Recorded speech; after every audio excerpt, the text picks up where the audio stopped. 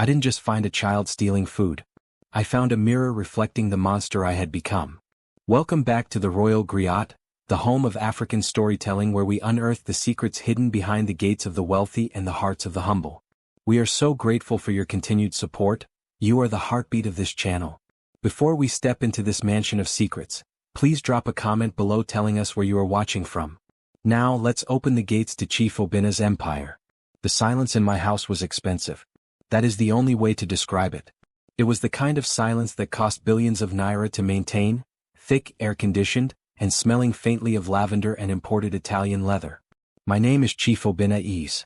They call me the Lion of Lagos in the boardrooms. I built an empire from dirt, clawing my way up from the crowded streets of Ajigunle to the pristine, gated fortress of Banana Island. I commanded respect. I commanded fear. But as I walked through the double mahogany doors of my mansion that Tuesday evening, the only thing I commanded was an empty house. Or so I thought. I wasn't supposed to be home. My private jet was scheduled for a flight to Abuja for a meeting with the Minister of Petroleum, but a sudden engine fault had grounded us. I didn't call my wife Ngozi to tell her I was returning. I didn't call my head of security. I just wanted to come home, pour a glass of aged whiskey and sit in my private study, my sanctuary, where no one, not even Ngozi, was allowed to enter. My mood was foul. The cancelled meeting had cost me an opportunity worth millions. My blood was boiling and my patience was thinner than the silk tie around my neck.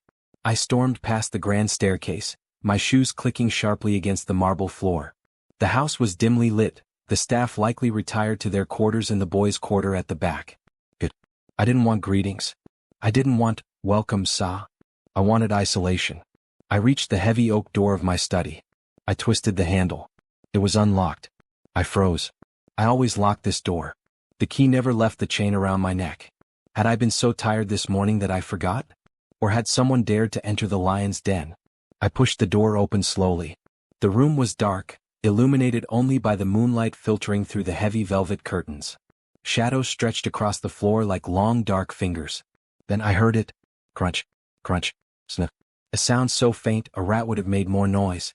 It was coming from behind my massive executive desk. A desk carved from a single Irako tree, a symbol of my unshakable power. My anger, already simmering, boiled over. The thief. Someone had broken into my sanctuary to steal my documents, or perhaps the gold bars I kept in the safe. Who is there? I roared, my voice booming off the walls. I didn't wait for an answer. I marched across the Persian rug, ready to grab the intruder by the neck and throw them out the window myself.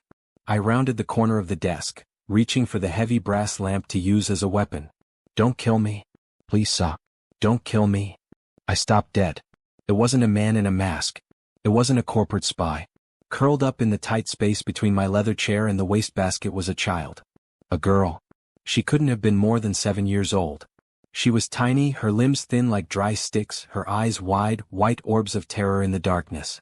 She was wearing a faded, oversized t-shirt that hung off her shoulder, and her hair was unkempt, a messy halo around her head. But it was what was in her hands that made my stomach turn. She was holding a half-eaten chicken drumstick. The meat was gray and dry. In her other hand was a crumpled napkin with a bite of stale cake. She wasn't stealing gold. She was stealing garbage. What are you doing here? I demanded, my voice still loud, unable to switch off the lion mode instantly. The girl trembled so hard the chicken bone shook in her hand. She dropped it, scrambling backward until her back hit the wood of my desk. I was hungry, sir. The big bin outside. The dogs were there. This one was safe. My brow furrowed. The bin? I looked at the wastebasket next to her. It was my personal trash. I had thrown that chicken away yesterday afternoon because it was too salty. It had been sitting there for 24 hours. You are eating from my trash? I asked, my voice dropping to a dangerous whisper. She nodded, tears streaming down her dusty cheeks. Please don't tell madam. Please. She will beat mommy again. I promise I will put it back. She will beat mommy again. The words hung in the cold air. Who is your mother? I asked, looming over her. A doggo, she whispered. The washerwoman. A doggo. I knew the name vaguely. She was one of the invisible army of staff that kept my mansion spotless. I paid my staff well. Very well. I prided myself on it. Why was her child eating rotting chicken from a trash can in my study? Before I could ask another question, the lights in the hallway flooded on. Obinna? The voice was high, polished, and startled. My wife Ngozi. The little girl gasped, her eyes darting around for an escape route, but there was none. She tried to squeeze herself further under the desk, making herself as small as an insect. Ngozi appeared in the doorway. She was dressed in a flowing silk robe, her face masked in a layer of night cream. She looked at me, then followed my gaze to the floor behind the desk. Her face transformed. The shock vanished, replaced by a sneer of pure disgust that I had never seen directed at a human being before. "You!" Ngozi shrieked. She didn't look at me, she lunged toward the child. "You filthy little rat. I told you. I told you never to step foot in the main house." The girl screamed, shielding her head with her thin arms. "Ngozi!" I barked, stepping between them. My wife stopped, her chest heaving. She looked at me, composing herself quickly, putting on the mask of the dutiful wife. "Obinna, darling, I am so sorry. You weren't supposed to see this. This infestation. These maids, they have no boundaries. Bringing their dirty children into our sanitary home, stealing our things."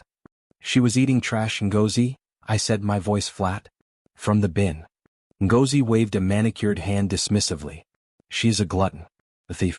I have tried to discipline them, but they are like animals. I will have security throw them out tonight." Immediately.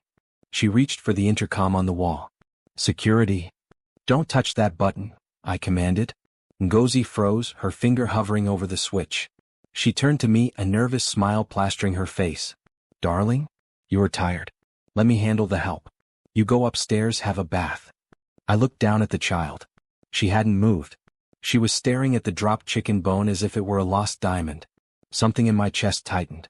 It was a feeling I hadn't felt in 30 years. A memory. I was 7.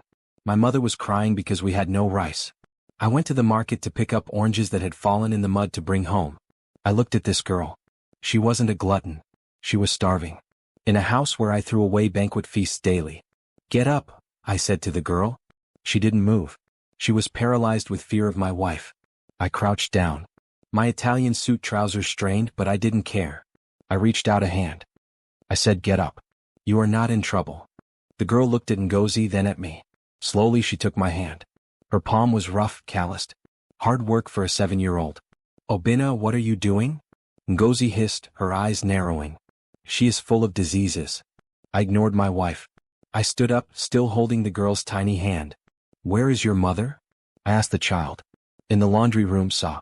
Ironing." "At 9 p.m.? I checked my gold Rolex. "She has to finish Madam's dresses for the party tomorrow," the girl whispered. I turned to Ngozi. Her face was pale beneath the cream. "We are going to the kitchen," I announced, pulling the child gently toward the door. "The kitchen?" Ngozi blocked my path. "Obinna, stop this madness. You are a chief. You do not walk around holding hands with a servant's bastard. It is undignified." I looked at my wife, really looked at her, for the first time in years. I saw the cruelty etched around her mouth. I saw the lack of empathy in her eyes. "You know what is undignified, Ngozi?" I said, my voice shaking the crystal vase on the hallway table. "That a child is eating poison in my house while you wear silk." I pushed past her, dragging the girl with me. "Obinna," she screamed after me. "If you walk out that door with her, you are humiliating me." I didn't stop. I walked straight to the kitchen. The staff who were still cleaning froze as I entered. The chef dropped a ladle. "Where is the food from dinner?" I asked. "We threw it out, saw. As per Madam's orders. No leftovers kept," the chef stammered. "Cook something fresh," I ordered. "Now. Fried rice. Chicken. Plantain. Everything. For you, saw?" "No." I lifted the girl onto the marble island counter, her dirty feet dangling against the pristine white stone. "For her." The kitchen went silent. "And send someone to fetch a doggo," I added, loosening my tie. "Tell her Chief Obinna wants to have a word. Tell her.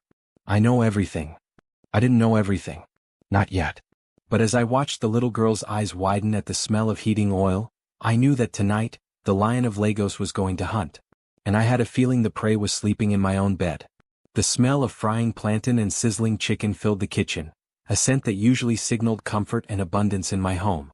But tonight it smelled like guilt. I stood with my arms crossed, leaning against the cold granite of the counter, watching the little girl, whose name I learned was Chinanai, devour the food. She didn't chew, she inhaled. She grabbed handfuls of fried rice, the grains sticking to her face, stuffing them into her mouth as if she expected the plate to be snatched away at any second. Her eyes darted left and right, scanning the room for threats, for the inevitable shout or slap. My heart hammered against my ribs. I had dined with presidents. I had negotiated deals that changed the skyline of Lagos. I had watched men beg for mercy in boardrooms. But watching a 7-year-old girl eat fried rice like it was her last meal on earth broke me in a way I didn't know was possible. "Slow down," I said softly, pouring a glass of water from the dispenser. "No one is going to take it. There is plenty." She flinched at my voice but took the water with a trembling hand, drinking it so fast she choked, coughing violently. "Easy, easy," I murmured, patting her thin back. I could feel every vertebra of her spine through her oversized shirt. Just then the swinging doors of the kitchen burst open. China and I. The scream was filled with pure terror. A woman stumbled into the room, breathless, her chest heaving. She was wearing a faded blue uniform that looked 2 sizes too big, stained with water and soap suds. Her hair was covered in a worn scarf, and her hands were red and raw, the skin peeling as if she had been scrubbing floors with acid. It was a doggo. She didn't look at me. She didn't look at the chef. Her eyes locked onto her daughter sitting on the counter. "Jesus, China and I. Get down. Get down now." A doggo rushed forward, grabbing the girl's arm and yanking her off the counter so hard the plate of rice clattered dangerously. The girl didn't cry out, she just went limp, accustomed to being moved like luggage. A doggo fell to her knees, dragging her daughter down with her until their foreheads touched the floor near my polished leather shoes. "I am sorry, Sa. I'm sorry, Oga. Please forgive her. She is a child, she doesn't know anything. She is stupid, Sa, very stupid. Please don't call the police. Don't send us to prison. I will pay for the food. Deduct it from my. Her voice trailed off, choking on a sob. "Please, Sa.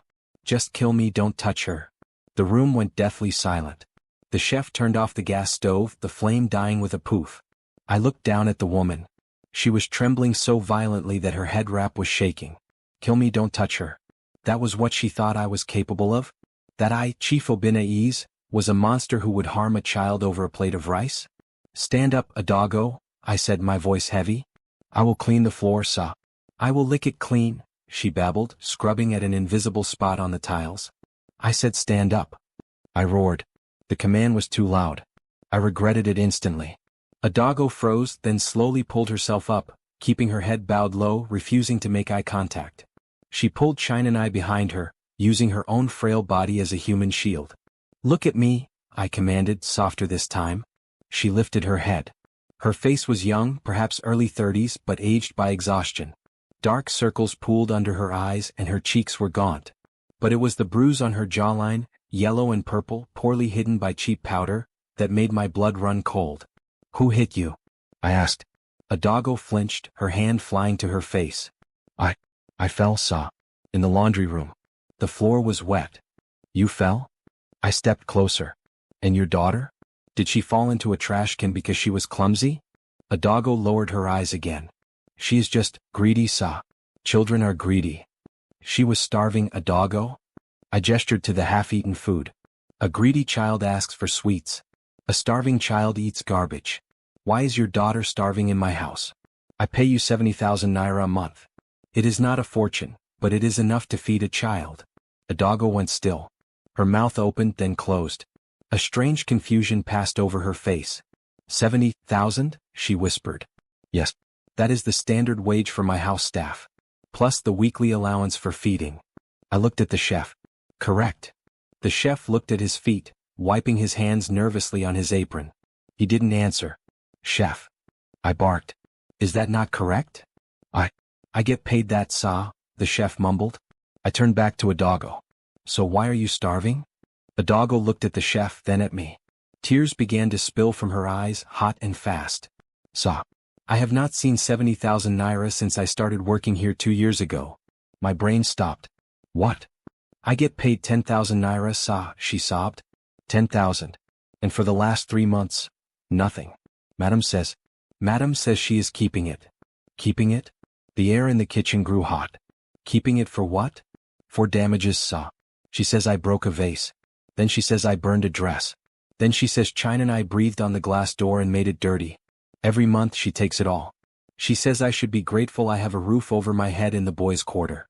She says if I complain to you, You will arrest me for theft because she has proof I stole her jewelry. Adago grabbed my hand, a shocking breach of protocol, and kissed my knuckles, weeping. I didn't steal anything, Sa. I swear on my mother's grave. I just wanted to work. But we are hungry. We are so hungry. I stood there, feeling the world tilt on its axis. 10,000 naira. That was $20 a month. And for 3 months, nothing? Slavery. My wife was running a slave camp in my backyard. Where is Ngozi? I asked, my voice barely a whisper. I am right here, Obinna. I spun around. Ngozi stood at the kitchen entrance. She had changed. She was no longer in her robe. She was dressed in sharp black trousers and a blouse, her face fully made up, her hair perfectly coiffed. She looked like the businesswoman she claimed to be. She walked in, the click of her heels sounding like gunshots on the tile. She looked at Adago with a mixture of pity and annoyance, like one looks at a sickly dog. Oh, Adago, Ngozi sighed, shaking her head. I knew you were mentally unstable, but to lie to my husband? To the chief. She is lying? I asked, watching Ngozi closely. Of course she is lying, darling. Ngozi laughed, a tinkling brittle sound. Look at her. She is a drug addict. That is where the money goes. I give her the cash every month and she smokes it away. That is why the child is thin. Neglect. I have been trying to help her, keeping her employed out of charity, but she bites the hand that feeds her. Ngozi walked over to me and placed a hand on my chest. You are tired, Obinna. You have been working so hard. These people, they sense weakness. They sense a kind heart and they pounce. Let me handle this. I will call security, give her a little severance package and let her go. It is for the best. It was a good performance. Seamless. If I hadn't seen the child eating from the trash, I might have believed her. If I hadn't seen the terror in Adago's eyes when Ngozi walked in, I might have been swayed. But I had seen. You pay her in cash? I asked Ngozi. Yes, darling. They prefer it. No bank accounts. Ngozi smiled. And you have receipts? Ngozi blinked. Receipts? Obinna, it's the help. We don't do paperwork for petty cash. 70,000 is not petty cash, Ngozi. Multiplied by 5 staff members over 2 years, that is millions of naira. I stepped back from her touch. And you say she is a drug addict? Look at her eyes. Look at the shaking. Ngozi pointed at Adago. I looked at Adago. She wasn't shaking from withdrawal. She was shaking from fear. Chef, I called out, not looking away from my wife. Yes, Sa? Do you have a bank account? Yes, Sa. Zenith Bank. And how are you paid? Transfer, Sa. Every 25th of the month. From Madam's personal assistant. I turned back to Ngozi. Her smile faltered just for a fraction of a second. Why is the chef paid by transfer and the washerwoman by cash? I asked. Because she requested it. Ngozi snapped, her voice rising. Why are you interrogating me in front of the servants? It is disrespectful. Disrespectful is starving a child in my house. I slammed my hand on the counter, making the silverware jump. Disrespectful is turning the Lion of Lagos into an unknowingly cruel master. I walked over to Adago. Get up. Take your daughter. Where are we going? Adago whispered, terrified. We are going to your room, I said. I want to see where you live. I want to see this roof over your head, that my wife says is worth your entire salary. Ngozi gasped. She practically leaped in front of the kitchen door, blocking the exit. Her composure cracked. Sweat beaded on her upper lip. No, she screamed. You cannot go to the boys' quarter. It is messy. It is not fit for you. It smells. You will get sick. Move, Ngozi, I warned. I will not. She spread her arms. I forbid it. I am the mistress of this house. What happens in the domestic wing is my business. And who pays for the domestic wing? I stepped closer, towering over her. Who paid for this marble? Who paid for that diamond on your finger? Who paid for the air you are breathing right now? Ngozi shrank back, her bravado crumbling under the weight of my fury. Obinna, please, she whispered, her voice trembling with a different kind of fear now. Don't go back there. Please. If you love me, don't go back there. Her reaction was too extreme. It wasn't just about a dirty room or a missing salary. There was panic in her eyes. Pure, unadulterated panic. What are you hiding, Ngozi? I asked. Nothing. Just leave it. I gently but firmly moved her aside. She grabbed my arm, digging her nails into my suit jacket. Obinna, I am warning you. If you go out there, you will destroy this family. If this family is built on the starvation of children, I said, pushing the doors open, then let it be destroyed. I walked out into the humid night air, a doggo and China and I following close behind like frightened shadows. We crossed the manicured lawn toward the back of the estate, where the high concrete wall separated the mansion from the servant quarters. The boys' quarter was a small L-shaped building painted a dull beige. Usually I never came back here. I assumed it was decent. As I approached a doggo's door, number 3, the smell hit me first. It wasn't just the smell of poverty. It was the smell of sickness. Mold. Damn. Open it, I told a doggo. She fumbled with a key and pushed the wooden door open. I stepped inside and clicked the light switch. The bulb flickered and buzzed, casting a sickly yellow light over the room. I gasped. There was no bed. Just a thin, filthy mattress on the floor, surrounded by buckets catching water from a leaking roof. The walls were black with mold. The air was heavy and suffocating. But that wasn't what made me stop breathing. On the wall, taped up with Scotch tape, were hundreds of photos. Photos of me. Photos of me cutting ribbons, photos of me in newspapers, photos of me shaking hands with dignitaries. It was a shrine dedicated to me. And in the center of the collage, written in red crayon on a piece of cardboard, were the words, "Papa is coming home soon." I spun around to a doggo. "What is this?" A doggo covered her mouth, sobbing. But before she could answer, a small voice spoke up. It was China and I. She pointed a tiny finger at the picture of me in the center. "That is my daddy," she said simply. "Mommy said he is the king of the castle. And one day he will come and save us from the wicked witch." I looked from the child to a doggo. A doggo dropped to her knees again, burying her face in her hands. "I'm sorry, Obinna," she whispered, using my first name for the first time. I tried to hide her. I tried so hard. The world didn't just tilt, it shattered. I looked at the girl again. The shape of her eyes. The curve of her nose. The way she stood, proud even in rags. She didn't just look like a starving child anymore. She looked like me. The air in the small, damp room felt suddenly too thin to breathe. I stared at the word on the cardboard, "Papa," and then at the little girl, China and I, who was looking up at me with eyes that mirrored my own. The shape of them, the stubborn set of her jaw, the high forehead, it was like looking into a time machine. I was seeing myself 40 years ago, hungry and desperate in the slums of Ajigunal. My knees, usually strong enough to hold up the weight of a billion-dollar empire, gave way. I sat heavily on a plastic paint bucket that served as a chair, the plastic groaning under my weight. "A doggo," I said, my voice sounding like it was coming from underwater.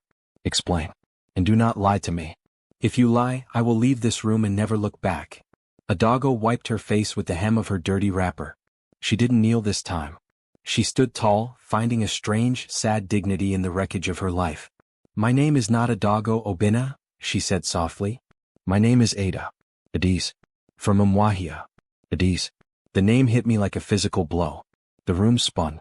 The smell of mold and wet cement faded, replaced by the scent of wet earth and lemongrass. My mind drifted back 8 years.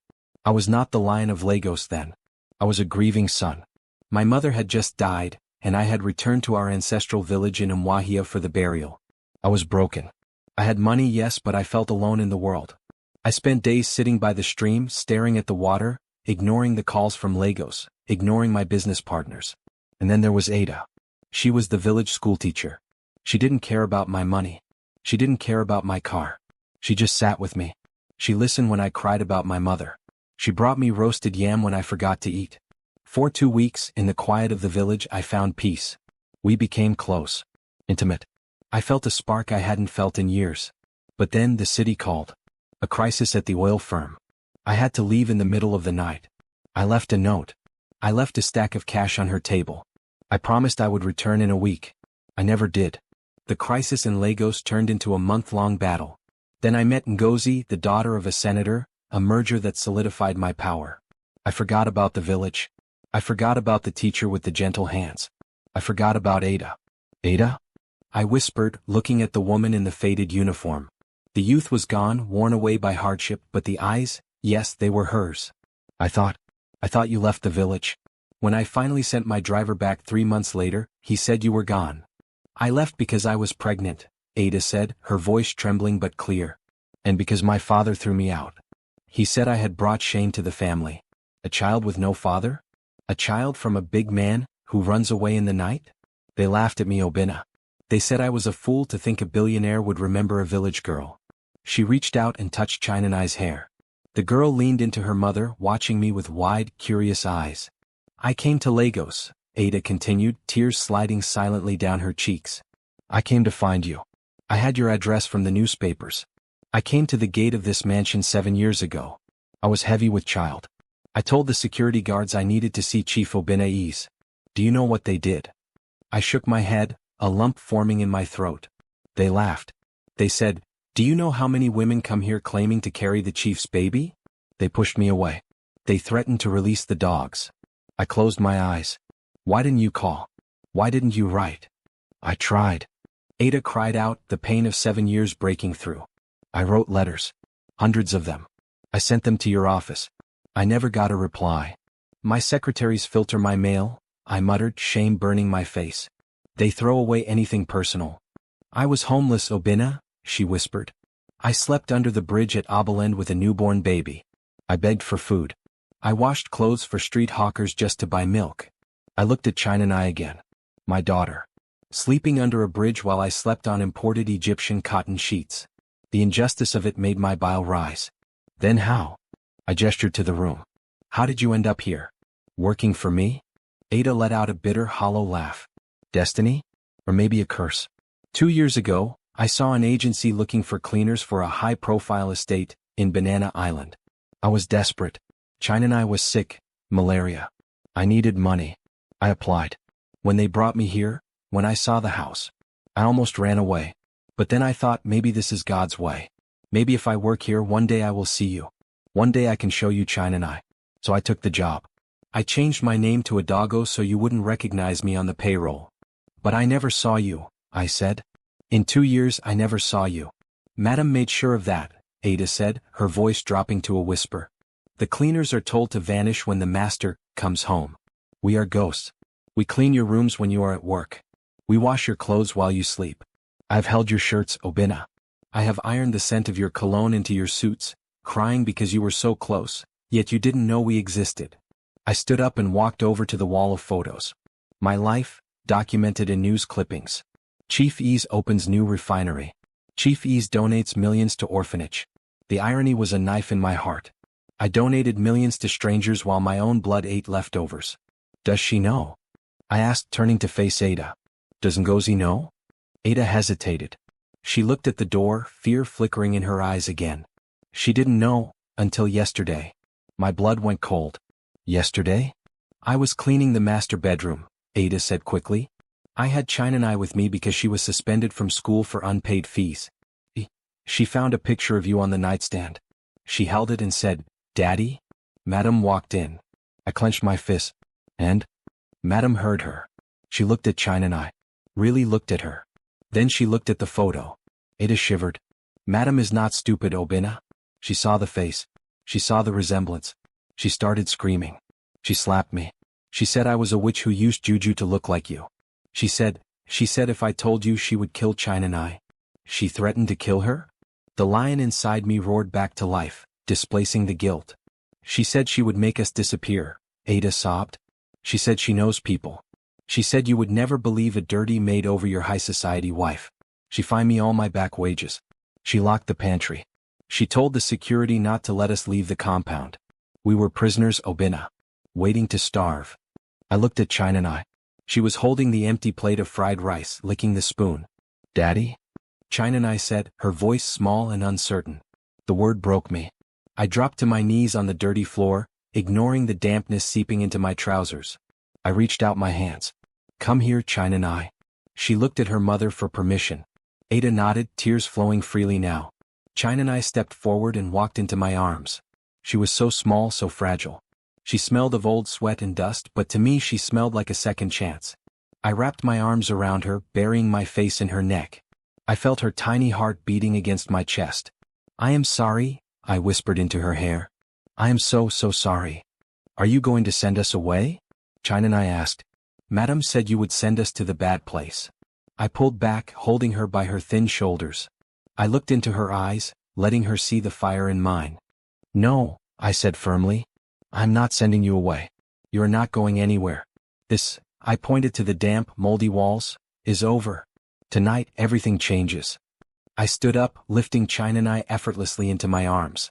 She wrapped her legs around my waist, resting her head on my shoulder as if she belonged there. As if she had been waiting 7 years for this lift. Ada, I said, extending my hand to her. Leave the clothes. Leave the photos. Leave everything. You don't need them anymore. Where are we going?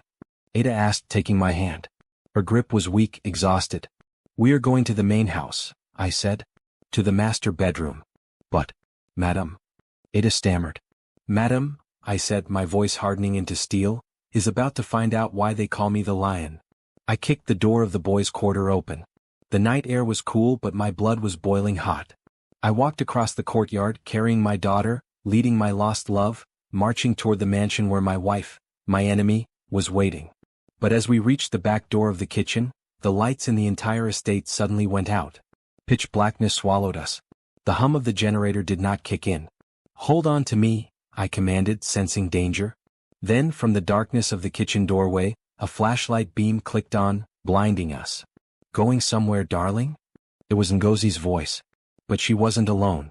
As my eyes adjusted to the glare, I saw the silhouettes of 3 men standing behind her. They were big. They were holding iron bars. And they were not my security guards. Ngozi stepped into the light, a cruel smile playing on her lips. She was holding a phone. I made a few calls while you were down in the slums, Obinna, she said, her voice dripping with venom. I knew you were soft. I knew you would fall for their sob story. But I won't let you ruin my reputation with your bastard child. She gestured to the thugs. Escort the chief to his study and lock him in, she ordered calmly. And the woman and the brat? Put them in the trunk of the car. We're going for a long drive. The beam of the flashlight was like a physical blow, blinding and disorienting. Before my eyes could adjust, the air exploded into violence. Run, Ada! I shouted, trying to shove her back toward the boys' quarter. Take China and run. But there was nowhere to run. The 3 men moved with the practiced coordination of wolves surrounding a wounded buffalo. 2 of them lunged at me, while the third, a giant with a scar running through his eyebrow, moved toward Ada and the child. Don't touch her! I roared. The Lion of Lagos was awake, and for a second, I forgot I was a 55-year-old businessman in an Italian suit, not a street fighter from Ajigunal. I swung my fist wild and hard, connecting with the jaw of the first thug. He grunted, stumbling back. For a brief, foolish moment I thought I could win. I thought my rage was enough. Then the second man swung the iron bar. It struck my ribs with a sickening crack. The pain was blinding, white-hot and instant. The air left my lungs in a rush, and I crumpled to the paved driveway, clutching my side. My knees hit the concrete hard, scraping the skin off through my trousers. Daddy! China screamed. It was a high, piercing sound that cut through the pain in my chest. I looked up through the haze of agony. The scarred giant had grabbed Ada by her hair. She was fighting, scratching at his face, kicking his shins, screaming for help. But he was too strong. He backhanded her, a casual, brutal slap that knocked her to the ground. Then he grabbed China by the back of her oversized t-shirt, lifting her off her feet as if she were a doll. No! I rasped, trying to crawl toward them. I will kill you. I will kill all of you. A heavy boot slammed into my shoulder, pinning me to the ground. The first thug, the one I had punched, wiped blood from his lip and grinned down at me. Stay down, Chief, he sneered. Unless you want us to break the legs instead of the ribs. Ngozi stepped forward. The flashlight beam in her hand remained steady, not shaking even a little. She looked down at me, her expression one of mild disappointment, as if I were a stain on a carpet she couldn't scrub out. This is embarrassing, Obinna, she said, her voice cool and detached. Look at you. Rolling in the dirt like a common pig. All for what? A washerwoman? You are a monster, I spat, blood mixing with the saliva in my mouth. They are innocent. Innocence doesn't pay the bills, darling. Power does. Reputation does. She signaled to the men holding me. Get him inside. The neighbors might hear. 2 men hauled me up. My legs felt like jelly, and my ribs screamed in protest with every step. They dragged me backward into the house, my heels scraping over the threshold I had walked over as a king just hours ago. Ada! I yelled, twisting my neck to look back. The last thing I saw was the trunk of Ngozi's black SUV popping open. The scarred man was throwing Ada inside. She wasn't moving. China was kicking and screaming, her tiny fists pounding against the man's massive chest, until he tossed her in beside her mother and slammed the lid shut. The sound of that trunk locking, thud click, echoed in my soul. It was the sound of a coffin closing.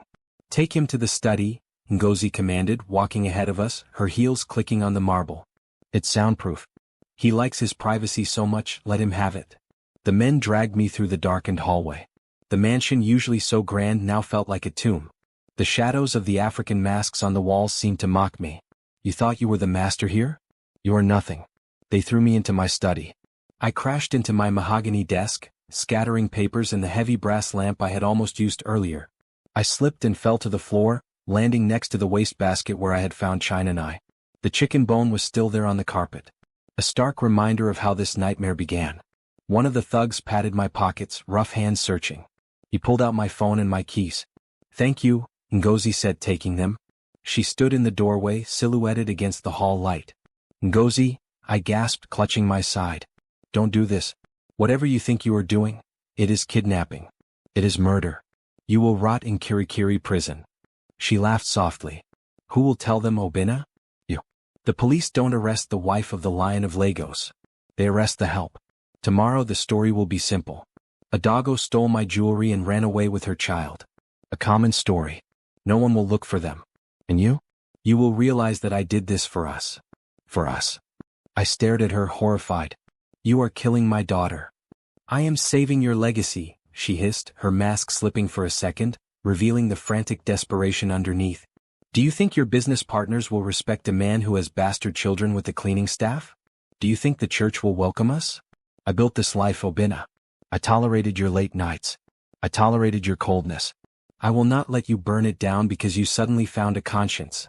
She stepped back and grabbed the heavy brass handle of the double doors. "Think about it, Obinna. By the time I come back they will be gone.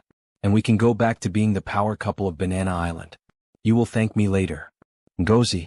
"No. Ngozi." I lunged for the door. She slammed it shut. I heard the heavy deadbolt slide into place. Click, click. I pounded on the wood with my fists, ignoring the agony in my chest. "Open this door. Open it. I will destroy you, Ngozi. I swear to God." "Save your energy, darling." Her voice came muffled through the thick wood. "The driver is waiting. We have a long drive to the lagoon." I heard her footsteps fade away. Then the front door of the house opened and closed. Silence returned to the mansion. I slumped against the door, sliding down until I hit the floor. The pain in my ribs was a dull throb now, overwhelmed by the panic clawing at my throat. The lagoon. Every Lagosian knew what that meant. The Third Mainland Bridge. The dark, murky water. They threw them in. "Think, Obinna. Think," I muttered to myself, squeezing my eyes shut. I was a problem solver. I fixed broken companies. I negotiated hostage situations in the Delta. I could fix this. I stood up, staggering slightly. The room was pitch black. The power was still out. I felt my way to the window. It was reinforced glass, bulletproof. I had installed it myself after a kidnapping scare 5 years ago. I grabbed a heavy bronze statue of a horse from the shelf and swung it with all my might against the pane. Thud. The statue bounced off. Not even a crack. The glass was designed to stop an AK-47 round. It certainly wouldn't yield to a tired old man. I screamed in frustration, throwing the statue across the room. It crashed into a bookshelf. I was trapped in my own fortress. The security measures I had installed to keep the world out were now keeping me in. I groped my way to the desk. My landline. I picked up the receiver. Dead. Of course. She had cut the lines. Or maybe the power outage had knocked out the router. I sat in my leather chair, the throne of my empire, and felt a tear roll down my cheek. I looked at the darkness where the wastebasket was. I imagined China in that trunk. Was she crying? Was she holding her mother's hand? Was she wondering why her king of the castle hadn't saved her? "Papa is coming home soon." The words on her wall haunted me. I had come home, but I was too late. I was a failure. I put my head in my hands, ready to give up. The silence of the room was heavy, suffocating. Crunch. My head snapped up. The sound came from the corner of the room, near the fireplace. Scritch. Scratch. It sounded like a rat, but heavier. I squinted into the darkness. Who is there? Silence. Then a soft, metallic clink. I remembered something. The fireplace. It wasn't a real fireplace, it was gas, but it had a chimney for ventilation. And behind the decorative grate. I scrambled off the chair, crawling on my hands and knees toward the hearth. I reached out and touched the cold metal of the grate. "Hello," I whispered. Saw. The voice was so faint I almost missed it. It was coming from inside the chimney vent. Who is that? I pressed my face to the metal. It is Musa, Saw. The gardener. Musa. The old man who tended the hibiscus flowers. He was thin as a rake and never spoke. Musa? Where are you? I am on the roof, Saw. The voice echoed down the flue. I was fixing the antenna when the lights went out. I saw them take the woman and the child. My heart leaped into my throat. Musa, can you hear me? Yes, Saw. I am hiding. They have guns, Saw. Listen to me, Musa. You have to help me. I am locked in the study. The door is bolted. I cannot come down, Saw. The thugs are at the gate. If they see me, do not come down. I hissed. Do you have your phone? Yes, Saw. But no credit. I cursed under my breath. Classic Nigeria. $1 billion crisis and it hung on a lack of airtime. Okay, listen. Does the phone have a torch? Yes, Saw. Is there any way at all, you can get into the ventilation shaft? The shaft. Musa sounded confused. The air conditioning vent. I pointed to the ceiling though he couldn't see me. The maintenance hatch is on the roof, near the satellite dish. It leads directly into this room. There was a pause. A long, agonizing silence. It is small, Saw. I am old. Musa, I said, my voice breaking. They're going to kill them. They're going to kill the little girl who gives you water when you are cutting the grass. I remembered seeing China and I do that once. I hadn't thought much of it then. Now it was my only hope. The small girl? Musa's voice softened. She is a good child. Please, Musa. Try. I heard a shuffling sound above. Then the scrape of metal on metal. I waited. 1 minute. 2 minutes. The air in the study felt like it was running out. Then, above my head, the decorative grate of the AC vent rattled. Saw. I'm here. I stood up on my desk, reaching for the ceiling. I cannot fit, Musa whispered from above. But I have a rope. For the antenna. Drop it. Drop it down. A thin nylon cord snaked down through the vent. It dangled over my desk. What do I do with this? I asked, despair returning. I cannot climb out. The vent is too small for me too. No, Saw, Musa whispered. Tie the rope to the door handle. The inside handle. I looked at the heavy brass lever of the double doors. Why? Tie it tight, Saw. Then tell me when. I didn't understand, but I had no other options. I jumped down, grabbed the rope, and ran to the door. I knotted it securely around the lever handle. It is tied. I pulled the rope taut. It went from the handle, up to the ceiling vent. Stand back, Saw, Musa said. I stepped back. From the roof, I heard the engine of a small machine revving.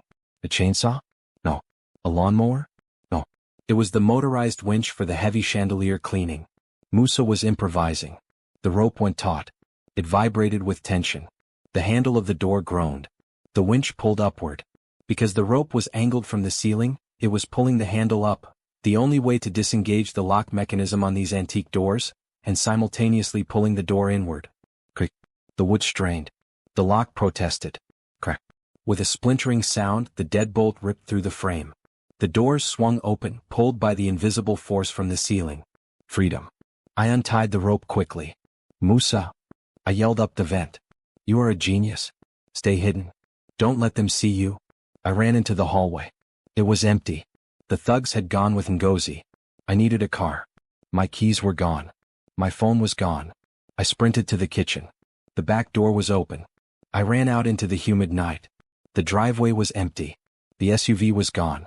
But in the corner, parked near the generator house, was the old, battered Toyota delivery van we used for market runs. I rushed to it. The door was unlocked. I checked under the sun visor. The keys fell into my lap. I shoved them into the ignition. The engine coughed, sputtered, and then roared to life with a cloud of black smoke. I wasn't a lion in a limousine anymore. I was a father in a rusted van. I slammed the gear into reverse, tires screeching against the pavement. Hold on, China, I whispered, gripping the steering wheel so hard my knuckles turned white. Daddy is coming. I floored the accelerator, smashing through the wooden security gate because the guard was missing, and roared out onto the dark streets of Lagos. The hunt was on. The Toyota delivery van smelled of dried crayfish and diesel fumes.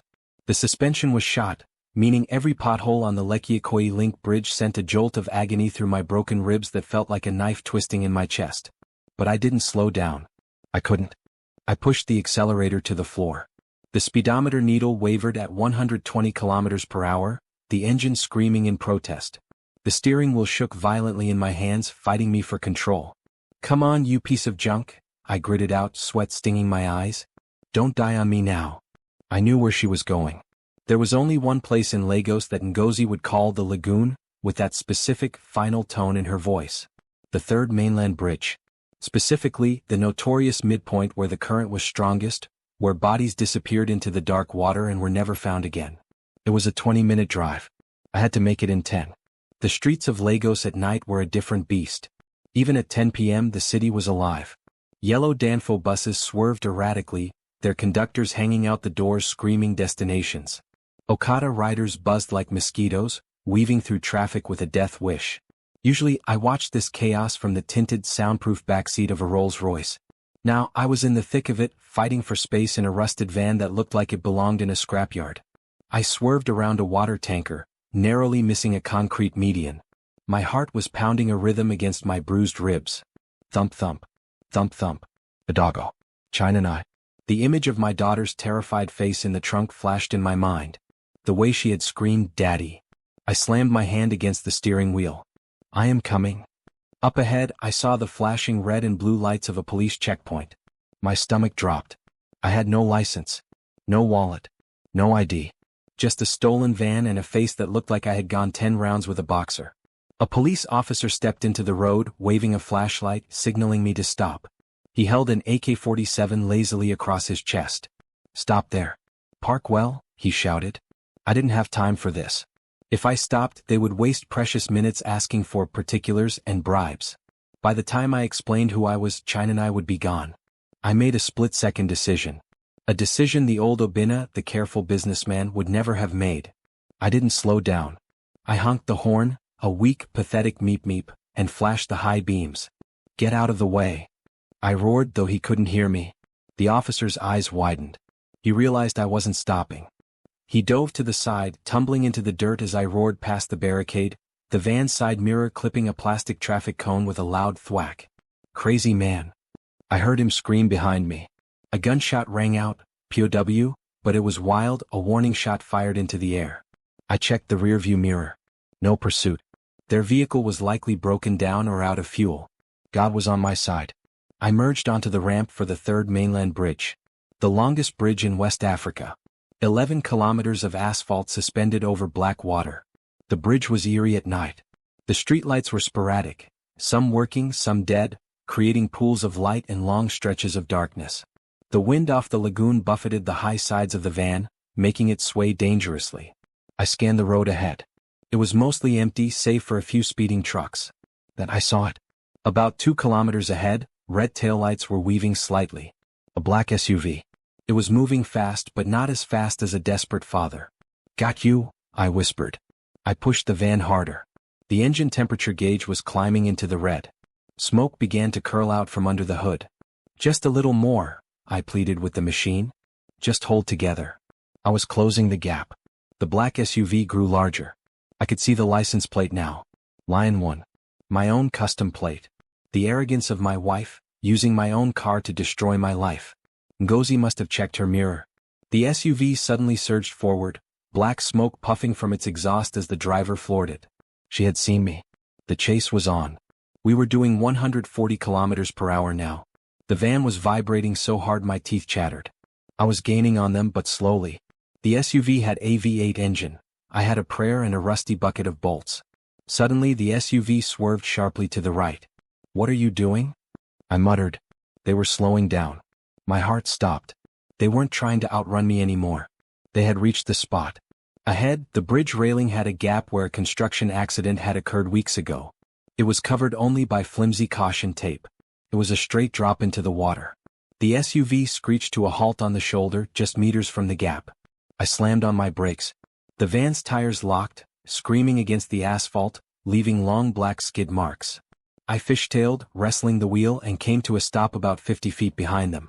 I threw the door open and fell out, stumbling onto the road. The pain in my ribs was agonizing, forcing me to hunch over, gasping for air. "Ngozi!" I screamed. The doors of the SUV opened. The 3 thugs stepped out. They looked calm, professional. The scarred giant walked to the back of the SUV and popped the trunk. "No!" I yelled, forcing myself to run. Every step was torture. He reached in and pulled Ada out by her hair. She was limp, unconscious, or too weak to fight. He threw her onto the asphalt like a sack of rice. Then he reached in again and pulled out China. She was kicking, flailing, biting. "Let me go. Daddy. Daddy. China." I bellowed. The giant laughed. He held her dangling over the edge of the railing, her feet kicking empty air. Below her, the black water churned, silent and deadly. "Stop." I froze. "Put her down. I will give you anything. Money. Cars. Take the SUV. Just put her down." Ngozi stepped out from the passenger seat. The wind whipped her hair across her face. She looked manic, her eyes wild in the headlights of my van. "It is too late for deals, Obinna," she shouted over the wind. "You chose them. You chose the gutter rats over me. I chose my daughter." I cried, stepping closer, my hands raised in surrender. "Ngozi, look at her. She is a child. She has done nothing to you. She exists." Ngozi shrieked. "That is enough. She is a stain on my life. A living reminder of your betrayal. If I let her live, she will always be there, waiting to take what is mine. The inheritance. The name. No. I will scour this house clean." She nodded to the giant. "Throw the mother first. Let the girl watch." The other two thugs dragged Ada toward the gap in the railing. Ada was groaning, trying to wake up, her hands grasping feebly at the tarmac. "No." I lunged forward. The thug closest to me pulled out a pistol. He didn't hesitate. He fired. Bang. The bullet sparked off the asphalt inches from my foot. "Take another step, Chief, and the next one goes in your knee," he said calmly. I froze. I was 10 feet away. Too far to tackle him. If I moved, he would shoot me and then they would kill them anyway. I looked at China. She was staring at me, tears streaming sideways down her face due to the wind. "Daddy," she whimpered. "I'm scared." "I know, baby," I said, my voice shaking. "Look at me. Don't look down. Just look at Daddy." I looked at the giant holding her. He was grinning. He enjoyed this. I looked at Ngozi.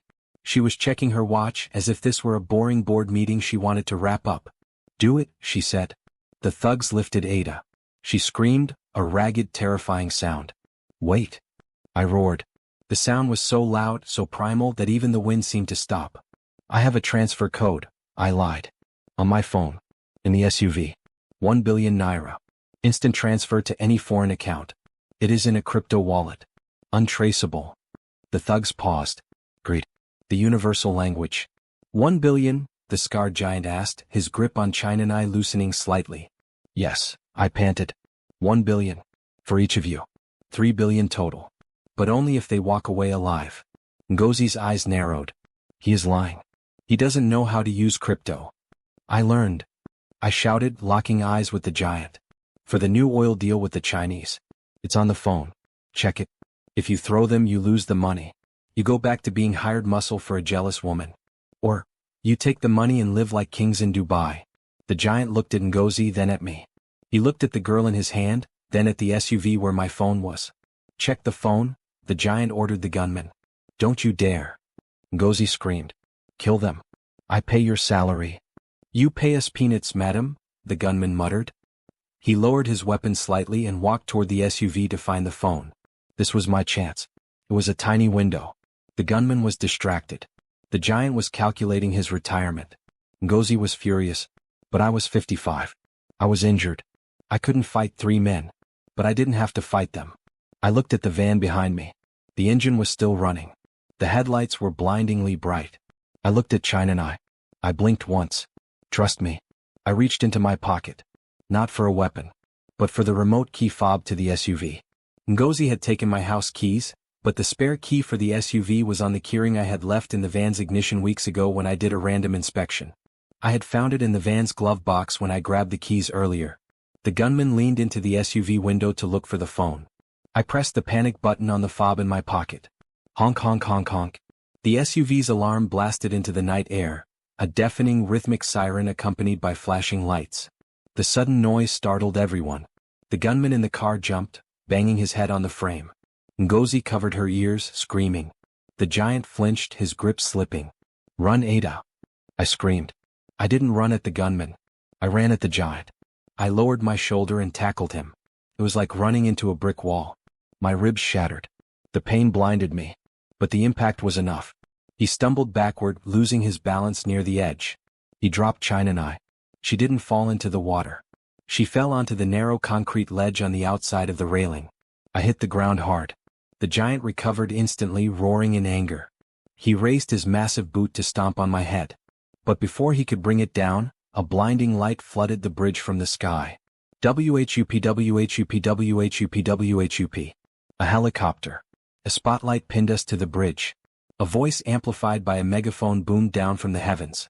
This is the Lagos State Police Rapid Response Squad. Drop your weapons. We have you surrounded.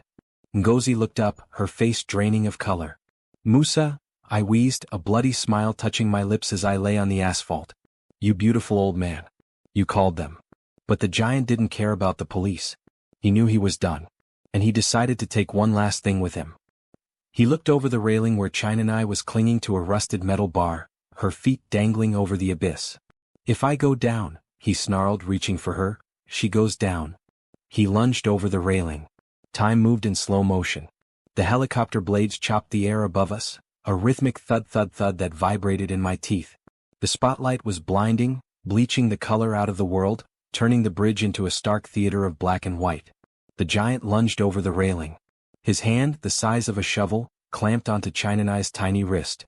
She screamed, her feet scrabbling uselessly against the slick concrete of the outer ledge. No. I didn't feel the shattered ribs. I didn't feel the age in my joints. I coiled the last ounce of strength in my body and threw myself forward. I didn't go for his arms. I went for his legs. I wrapped my arms around his left ankle and squeezed. It was like hugging a tree trunk, but I locked my fingers together, burying my face in his boot. Let her go. I roared into the leather. The giant roared in surprise. He tried to shake me off, kicking backward. His heel slammed into my shoulder, sending a shockwave of nausea through me, but I didn't let go. I was the anchor. I was the stone that would drag him down before I let him take my child. Get off me, old man, he screamed, his grip on China slipping. Because I was pulling him back, he couldn't get the leverage to lift her. He was off balance, teetering on the edge of the railing himself. Daddy. China cried, her voice whipped away by the wind. I have you. I yelled, though I was 10 feet away, holding the man who wanted to kill her. Suddenly the bridge swarmed with movement. The police tactical team didn't rappel. They had blocked the bridge behind me. Heavily armed officers in black vests sprinted through the gap in the traffic, weapons raised. Drop it. Get on the ground. Now. The gunman near the SUV threw his pistol away as if it were burning hot. He dropped to his knees, hands behind his head. The giant looked at the police, then at the water below, then at me clinging to his leg. He made a calculation. If he threw the girl, he would be shot instantly. If he surrendered, he might live. He let go of China. But he didn't pull her up. He just let go. No. My scream tore my throat. China-Nai's hand slipped from his grasp. She dropped. But her other hand, her left hand, caught the rusted iron bar of the lower maintenance rung. She swung wildly over the black abyss, her legs dangling in the empty air 50 feet above the lagoon. The giant tried to kick me one last time to run, but 3 officers were on him. They tackled him with the force of a freight train, slamming him into the asphalt next to me. I rolled away, gasping, crawling on my hands and knees toward the edge. China. I reached the gap in the railing. I looked down. She was there, hanging by one hand. Her fingers were slipping on the wet, rusted metal. Her eyes were wide, looking up at me.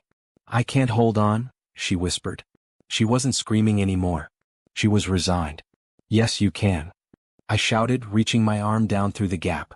Reach up. Take my hand. It's too far, she sobbed. It is not too far. Look at me. I am your father. I am here. Reach. I stretched until my shoulder popped. The pain was blinding, a white-hot fire consuming my upper body. I was centimeters away. Trust me, China. Jump. She looked at the water, then at me. She took a breath. And she let go of the bar. For a heartbeat, she was falling. My hand clamped around her wrist. The jolt nearly pulled me over the edge. My ribs screamed. My vision went black for a second. But I held on. I held on with the strength of 7 lost years. I got you, I grunted, gritting my teeth so hard I felt a molar crack. I got you. I pulled. I dragged her up, scraping her skin against the concrete, until her head cleared the railing, then her shoulders, then her waist. I hauled her over the barrier and collapsed backward, pulling her on top of me. We lay there on the cold, hard asphalt of the Third Mainland Bridge, chest heaving. She buried her face in my ruined shirt, sobbing uncontrollably. I wrapped my arms around her, kissing the top of her dirty, tangled hair.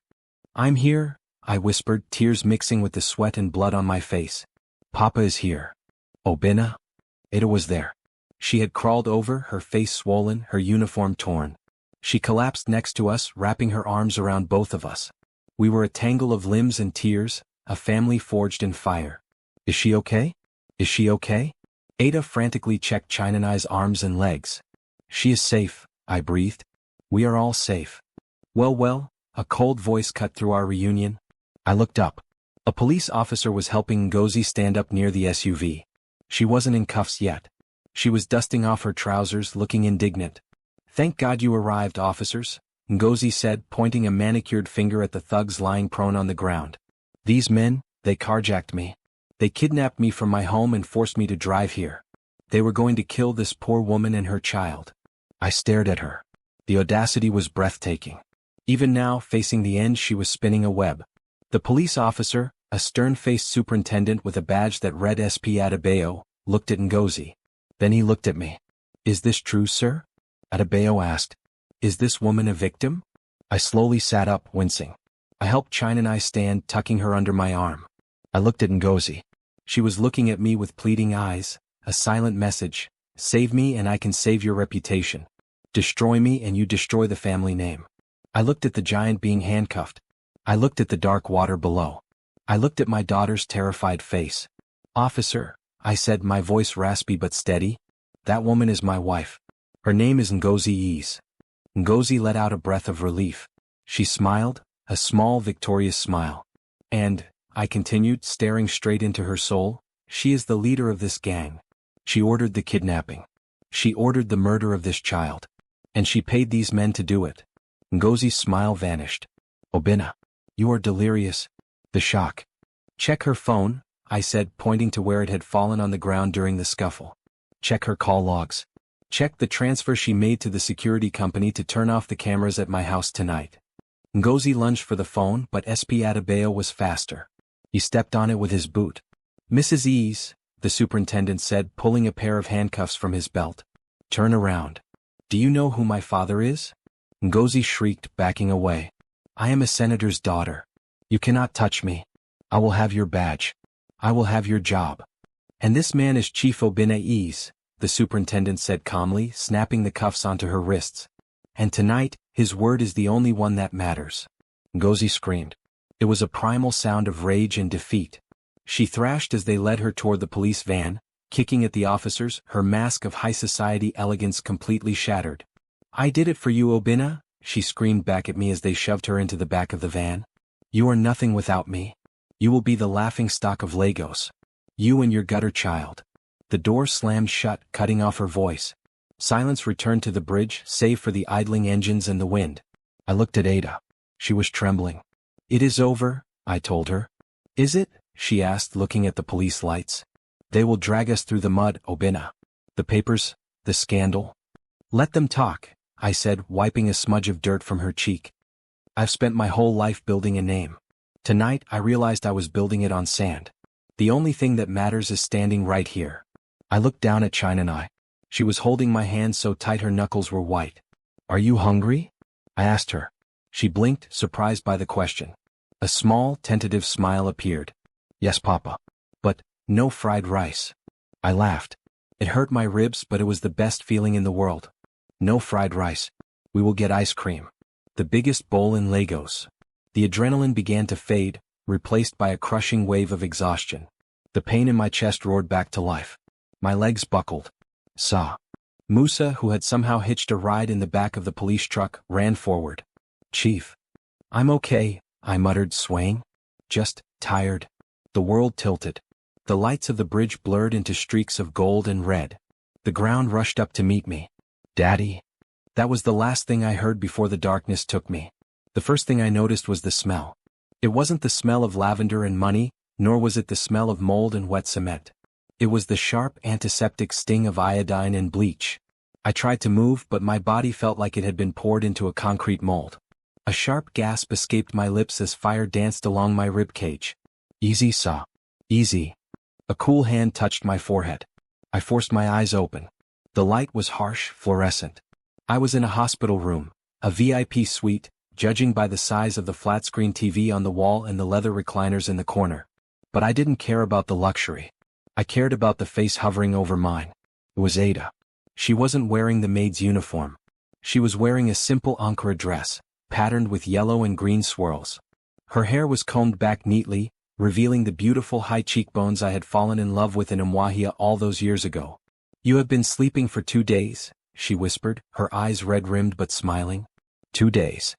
My voice sounded like gravel grinding together. The business, the board meeting? "Shoo," she soothed, adjusting the pillow behind my head. "The business is still there. The world did not end because Chief Obinna Eze took a nap." I looked past her. In the corner of the room, curled up on one of the leather recliners with a sketchbook on her knees, was Chinanai. She looked up as I spoke, her face lighting up like the sun breaking through rain clouds. "Papa." She scrambled off the chair. She was wearing a new dress, pink with frills. It looked store-bought, probably by my assistant. She hesitated by the bed, eyeing the tubes and wires connected to my arm. "Come," I rasped, patting the mattress with my good hand. She climbed up carefully, avoiding the 4 lines, and sat cross-legged near my feet. "Are you broken?" she asked seriously, pointing to the bandages wrapped around my chest. "A little bit," I admitted. "But I think I can be fixed." "What are you drawing?" She shyly turned the sketchbook around. It was a drawing done in crayon. There was a stick-figure man with a crown, holding hands with a woman and a small girl. And below them, in a cage, was a woman with a very angry face and red scribbles for hair. "The witch is in jail," Chinanai explained matter-of-factly. "And the king is awake." I swallowed the lump in my throat. "Yes, the king is awake." The door to the ward opened, and the peace of the moment was shattered. Barrister Femi, my corporate lawyer and oldest friend, walked in. He looked like he hadn't slept in a week. His tie was loosened, and he was clutching a tablet as if it were a shield. "Obinna." "Thank God," Femi exhaled, dropping his briefcase on the table. I was beginning to think I'd have to fight this war alone. "What war?" I asked, sensing the tension instantly. The lion in me began to stir, despite the painkillers.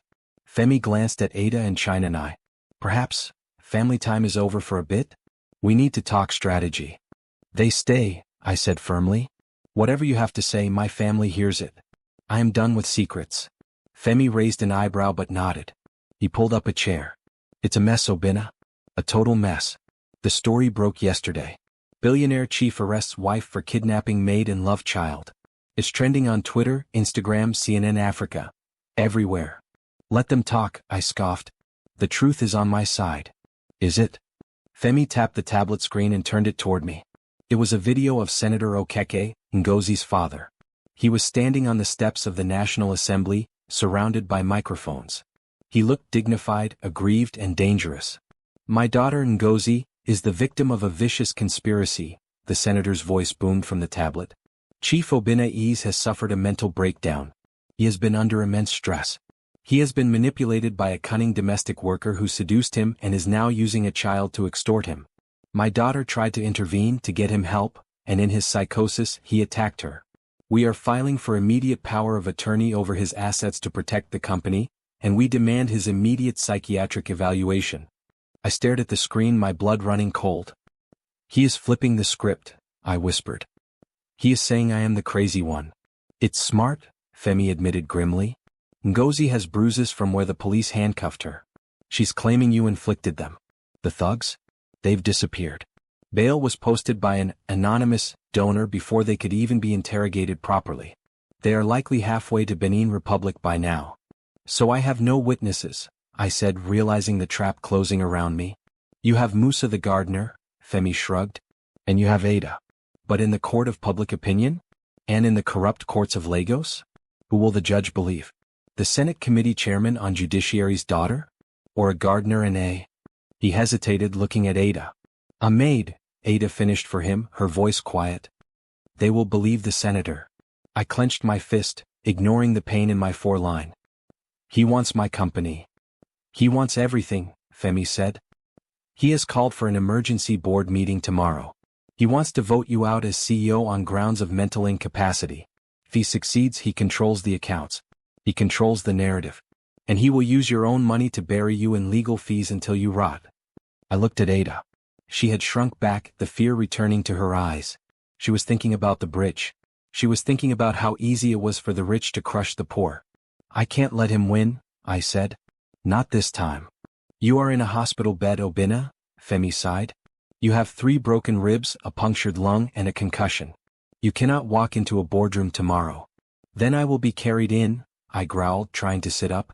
The pain was blinding, forcing me back down. I groaned, squeezing my eyes shut. Papa? China and I touched my hand. Don't fight. You will break more. I looked at her. She was right. I was broken. Physically I was useless. There is another way, Femi said softly. Settlement. What? The senator sent a messenger. He offers a deal. You drop the charges against Ngozi. You issue a public apology stating it was a misunderstanding. You give Ngozi a generous divorce settlement, half the assets. In exchange, he lets you keep the company and he lets you keep the girl. He wants me to apologize to the woman who tried to kill my daughter? I shouted. The monitor by my bed beeped rapidly. He is offering you peace, Obinna, Femi said. It is a deal with the devil, yes. But you keep your empire. You keep your daughter. You just lose your pride. I looked at Ada. She was wringing her hands. Maybe. Ada started, her voice trembling. Maybe you should take it, Obinna. We don't need the money. We just need to be safe. If we fight them, they will kill us. I know these people. They don't stop. I looked at the ceiling. Half my assets. An apology. A lie that would stain my soul forever. But my family would be safe. It was the logical choice. The businessman's choice. Cut your losses. Preserve the core asset. But then I looked at the drawing on China and I's lap. The king. The lion. If I apologized, I wasn't a lion. I was a sheep. And if I bowed to the senator now, he would never stop. He would come back for the rest later. No, I said. The word hung in the air, heavy as stone. Femi sighed, rubbing his temples.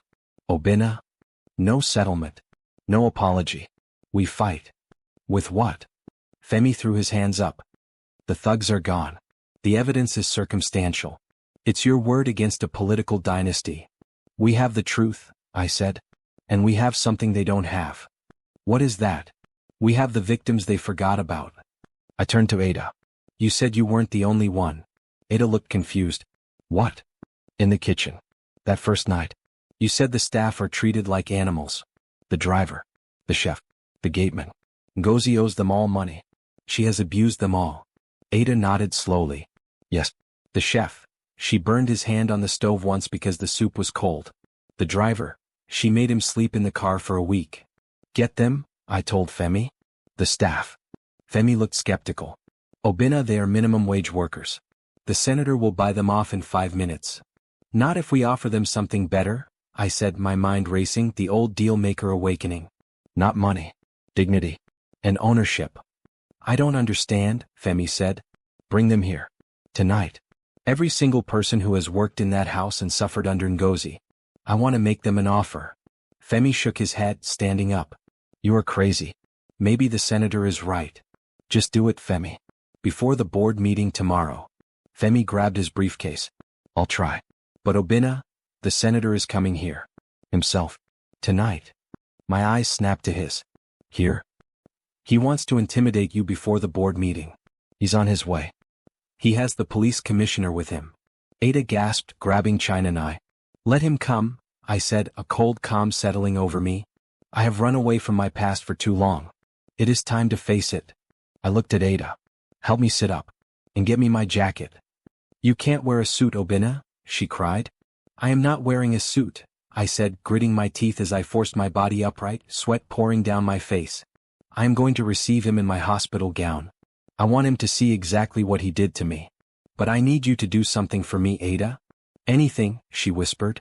Hide the phone, I pointed to my bedside table. And when he walks in, start recording. Just then heavy footsteps echoed in the hallway. The sound of polished shoes and authority. The door flew open. 2 armed policemen stepped in first, flanking the door. Then a man in a flowing white agbada and a red cap walked in. He carried a walking stick carved with a lion's head. Senator Okeke. He didn't look like a man visiting a sickbed. He looked like a landlord coming to evict a tenant. He stopped at the foot of my bed, looking down his nose at me. He glanced at Ada and Chinanai with pure revulsion, then fixed his gaze on me. Obinna, the senator boomed, his voice filling the room. You look terrible. Senator, I wheezed, holding my ribs. To what do I owe the displeasure? The senator smiled, but it didn't reach his eyes. He leaned forward, resting his hands on the footboard of the bed. I came to give you a choice, son. Sign the papers Femi has, or... He paused, looking directly at Chinanai. Or I make a call to the orphanage. You see, under the law, a child found in the custody of a mentally unstable father and a homeless mother is a ward of the state. I can have her in the system within the hour.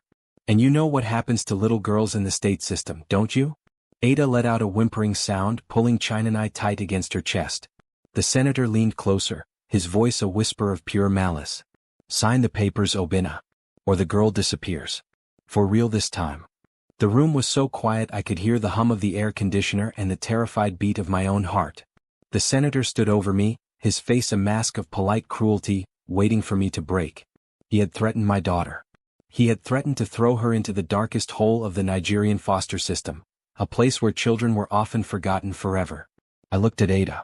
She was frozen near the bedside table, her hand hovering over the pitcher of water. Behind the pitcher, screened from the senator's view by a bouquet of flowers, was my phone. The screen was dark, but the red dot of the voice recorder app was pulsing. I had to be smart. I had to be the lion one last time. You win, Senator, I whispered, letting my head fall back against the pillow. I made sure to sound defeated, broken. I cannot fight you. Not like this. The senator chuckled, a low, rumbling sound. He tapped his walking stick on the floor.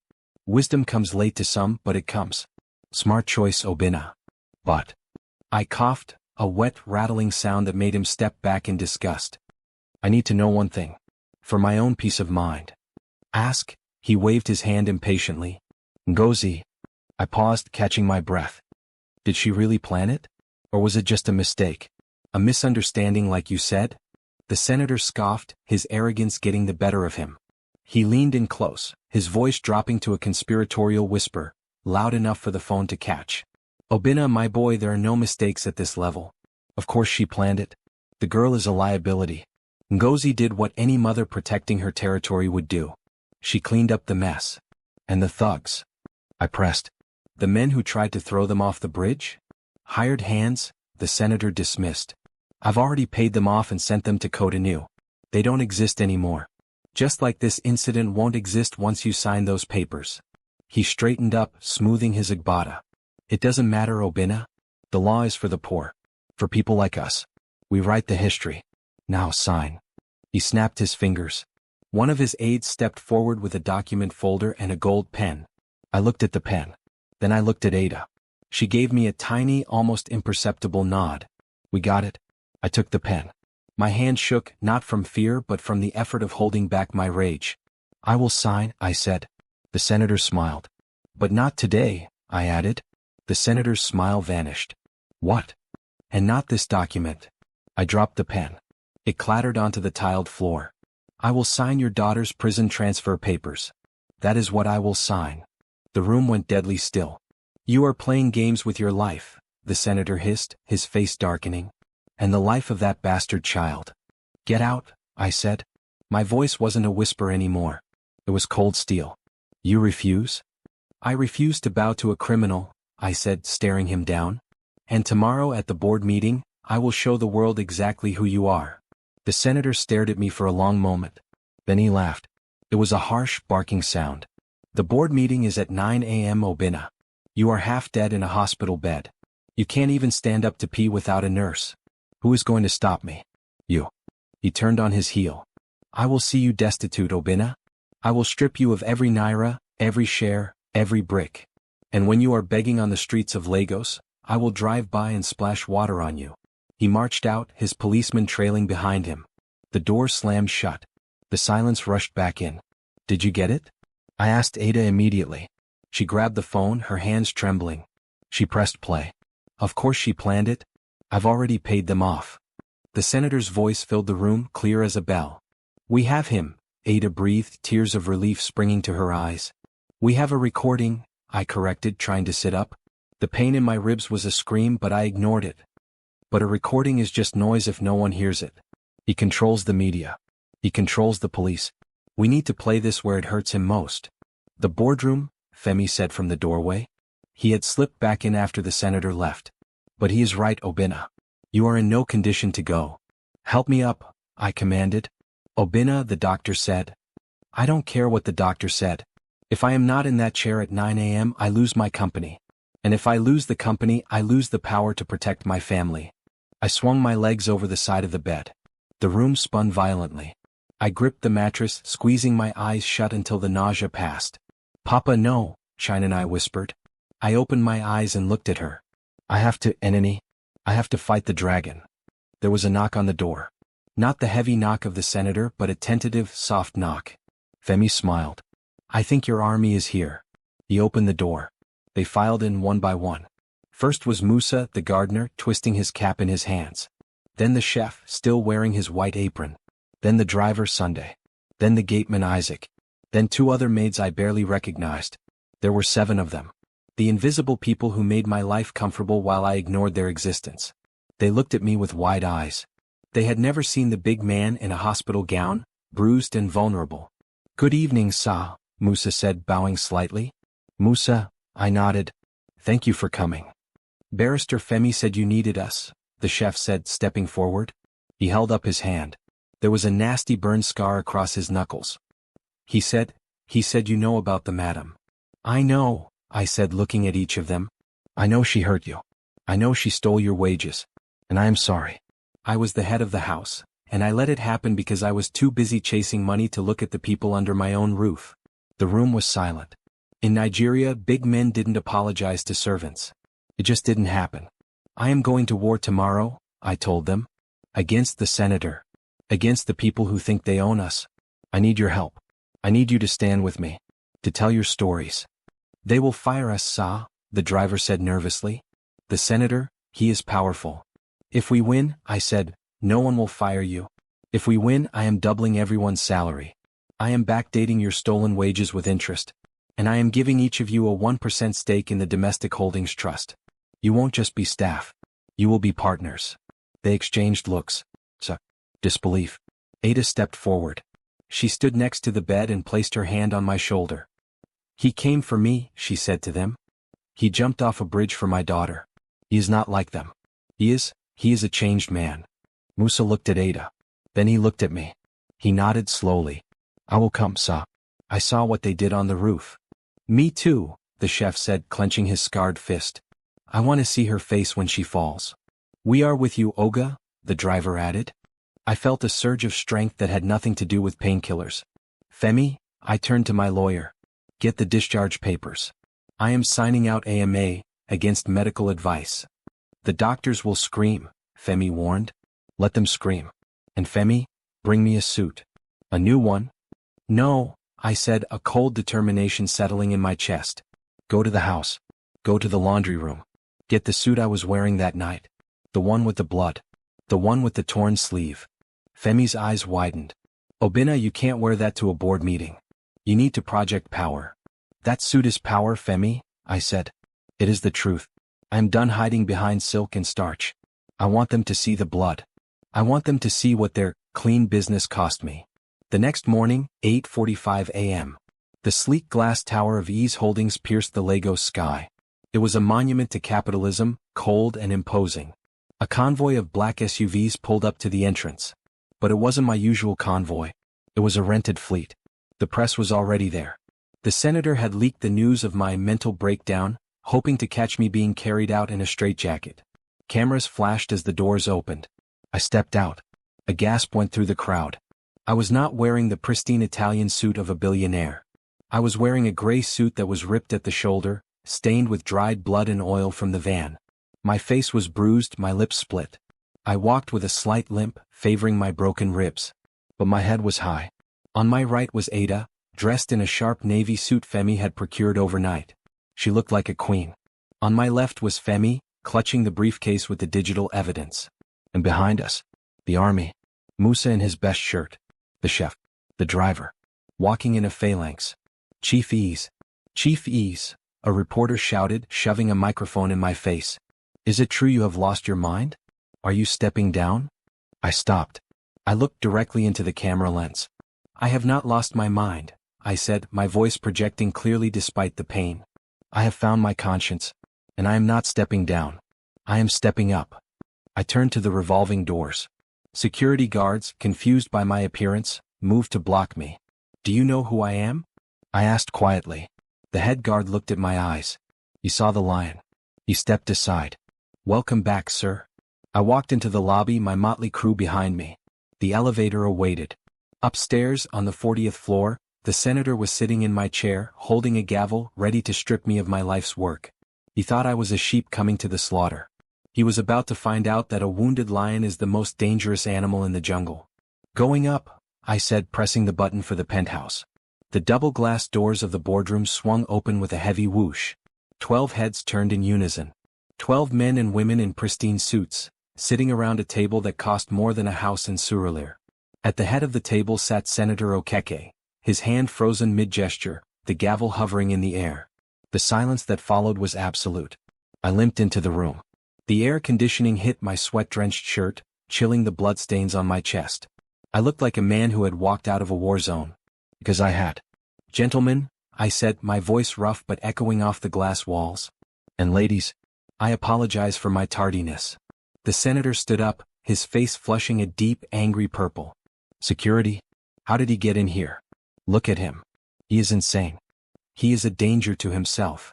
Sit down, Senator, I said softly. I will not sit down. I am the acting chairman. He turned to the board members. You see? This is exactly what I told you. A mental breakdown. He is wearing rags. He is bleeding. We must vote immediately to remove him. I said sit down. I didn't shout. I didn't have to. I walked to the side of the room and plugged my phone into the AV system cable that Femi held out to me. You want to vote on my competency? I asked, looking around the table. You want to know if I am fit to lead this company? Let us look at the facts. Senator Okeke claims I attacked my wife in a fit of psychosis. He claims I kidnapped my own child. I tapped the screen. The room's surround sound speakers hummed to life. Of course she planned it. The girl is a liability. Ngozi did what any mother protecting her territory would do. I've already paid them off. The law is for the poor. For people like us. We write the history. The senator's voice filled the room, booming, arrogant, and undeniable. The color drained from his face so fast he looked like a ghost. He slumped back into my chair, his mouth opening and closing like a fish out of water. The board members exchanged horrified glances. The representative from the International Bank slowly closed his folder. That, I said, pausing the recording, was recorded last night. In my hospital room. While the senator threatened to put my daughter in the state foster system if I didn't sign over my assets. I motioned to the door.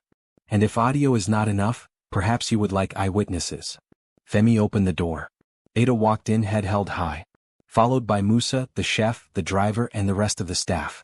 They filed in and lined up against the glass wall, a silent tribunal of the working class facing the elite. These are the people who run my home, I said, walking down the line. The people Senator Okeke and his daughter treated like disposable tools. They have testified to the police about years of abuse, theft of wages, and the conspiracy to cover up the attempted murder of my daughter. I turned back to the senator. He was trembling now. This is a deep fake, he sputtered, desperate sweat beading on his forehead. AI technology. It is a fabrication. Is it? The boardroom doors opened one last time. Superintendent Adebayo stepped in. Behind him were 4 officers from the Economic and Financial Crimes Commission (EFCC). Senator Okeke, Adebayo said, his voice ringing with authority. We have a warrant for your arrest for conspiracy to commit murder, obstruction of justice, and attempting to defraud a public company. The senator scrambled up, knocking his chair over. You cannot arrest me. I have immunity. I am a senator of the Federal Republic. Your immunity covers legislative duties, sir, an EFCC officer said, stepping forward with handcuffs. It does not cover throwing children off bridges. The senator looked at the board members, pleading with his eyes. Help me. This is a coup. Do something. They looked away. In the world of high finance you can survive a lot of things, but you cannot survive a scandal that involves murdering a child. He was radioactive. The officers grabbed him. The Lion of the Senate, the man who thought he owned Lagos, was dragged out of my boardroom kicking and screaming like a common thief. "I will finish you, Obinna," he screamed as they hauled him through the door. "I will burn this company to the ground." The doors closed. The screaming faded. I stood at the head of the table. I looked at the empty chair. I turned to the board members. I saw the fear in their eyes. They were wondering if I was going to fire them all. If I was going to burn it all down. "We have a lot of work to do," I said calmly. "Our stock will dip today. But it will recover. Because from today, Eze Holdings is no longer just a company about profit. It is a company about integrity." I looked at Femi. "Draft the paperwork. The staff standing here? They are now shareholders. And set up a foundation in my daughter's name. The Chinanai Initiative. To feed and educate homeless children in Lagos. I am funding it with my entire annual bonus." I looked at Ada. She was smiling, tears streaming down her face. "Meeting adjourned," I said. 6 months later. The dining room was filled with noise.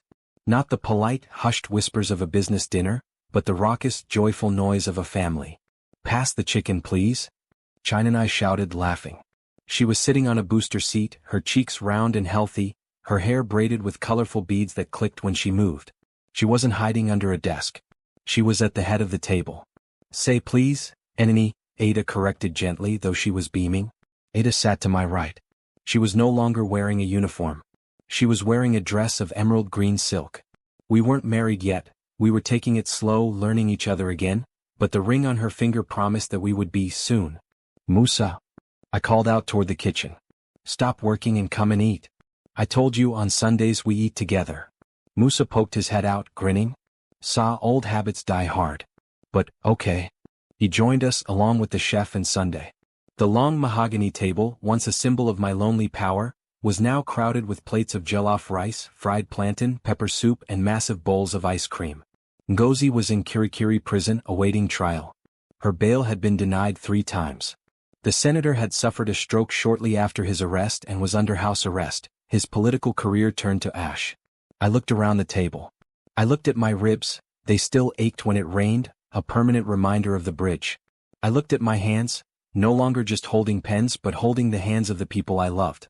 I picked up a piece of chicken. It wasn't imported. It was local. It was fresh. I watched Chinanai take a huge bite of her food, sauce staining her chin. She caught me watching her. "What is it, Papa?" she asked, her mouth full. "Is there something on my face?" "No, my darling," I said, feeling a lump in my throat that had nothing to do with food. "I was just thinking." "Thinking about what?" "Thinking that leftovers are for the trash," I said, reaching out to squeeze her hand. "But family? Family is the main course." I raised my glass of Chapman. "To second chances," I said. "To second chances," everyone cheered, clinking glasses. I took a sip, the sweet, fruity drink washing away the bitterness of the past. I was Chief Obinna Eze. I was still a billionaire. But for the first time in my life I was actually rich. Thank you for watching this story on the Royal Griot. If this story touched your heart, please hit that like button. It helps us bring more powerful stories to you. And if you haven't already, subscribe and turn on the notification bell so you never miss a new episode.